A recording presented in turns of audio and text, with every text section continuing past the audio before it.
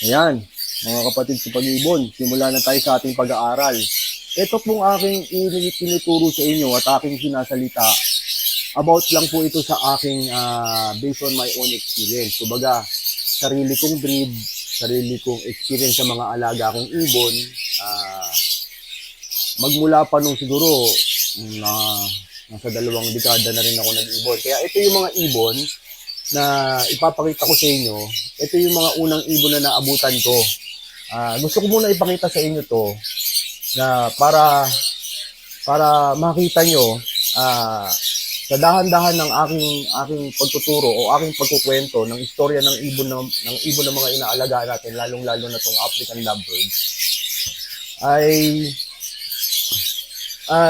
dito natin makikita ngayon kung ano yung kaibahan nung mangyayari ngayon na sinasabi ko sa inyo na maganda yung hinaharap ng future ng African lovebirds. Lalong-lalo na sa mga lalabas na kulay ngayon. Ang gusto ko mapapansin sa inyo dito, na merong isang mutation na nakakaiba. Kakaibang mutation to. Ito yung gusto ko papansin sa inyo. Sa ngayon, ituturo ko muna sa inyo yung mga basic na ibon na aking mga naalagaan. Patungo tayo doon sa mga bagong lumalabas na ibon. Ayun. Okay. Mga kapatid sa pag-ibon. Magsisimula po ako dito sa green. Kung napapansin nyo po, sa picture po ako magsisimula. Kung mapapansin nyo po, ay meron po kayong nakikita dyan na green fisher, olive, opaline, at saka lutino, at saka pastel. Yan. Yan nyo po Yan. Okay. Dito naman po sa kabila, may mapapansin naman kayo na violet, double factor, tsaka cobalt, blue, at saka meron pa tinatawag na blue Kaya lang wala po ako ngayon nun. At saka meron po kayo dyan makikitang albino, tsaka meron po kayo makikitang dyan pastel. Ayun pastel sa baba. Ayan. Ayan.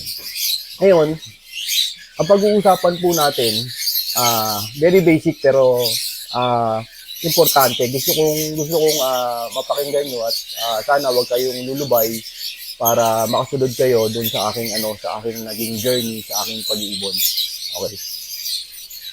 Ito. Umpisa natin sa green. 'Di ba? Kukunin ko po yung green. Ito po yung green. Yan, yung green. Green fisher at saka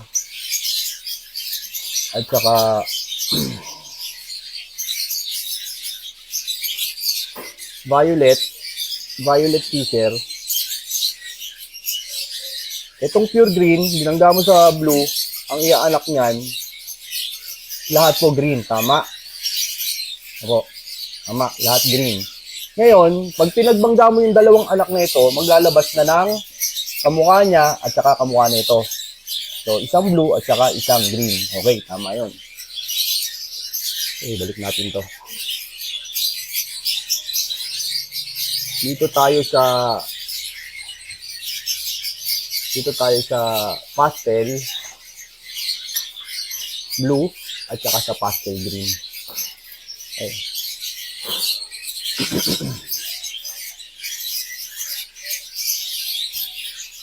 Pastel blue, pastel green, palibhas sa mutation, katulad din ng green at saka ng blue.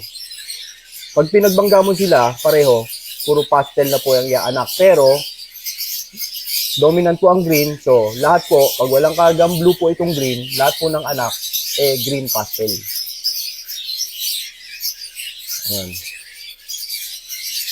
Naintindihan niyo po. Ganun lang po ka-basic. So, lagi pong lumalabas, kung hindi kamukha nung nanay, kamukha nung tatay.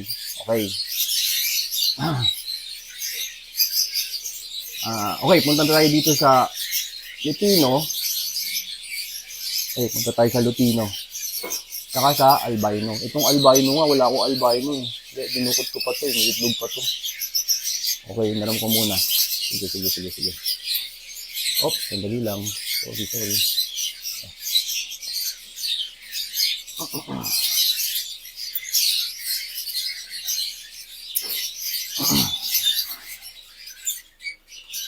Albino, Pagparisin mo sa Lutino na yellow na walang kargang Blue Series, lahat ng iaanak, Lutino, ganito.